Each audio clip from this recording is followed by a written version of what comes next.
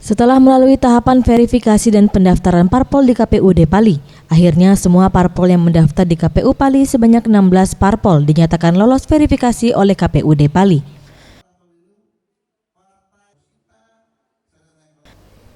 Ketua KPUD Pali Hashim menjelaskan bahwa semua parpol yang mendaftar sebanyak 16 parpol dapat dinyatakan memenuhi syarat sebagai parpol peserta pemilu 2019.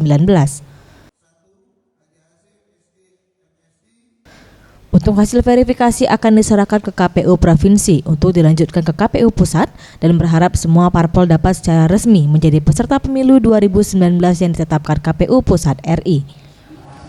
Hasil laporan itu setelah dilakukan verifikasi ada 16 partai politik hasil verifikasinya memenuhi syarat, tetapi bukan kapasitas KPU Kabupaten Pali untuk menetapkan mereka. KPU Kabupaten Pali hanya sebatas melakukan verifikasi sesuai dengan aturan PKPU RI.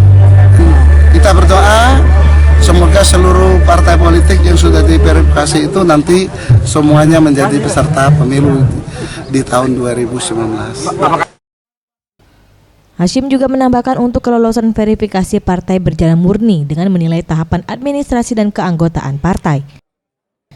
Boris Simbolon, Sriwijaya TV.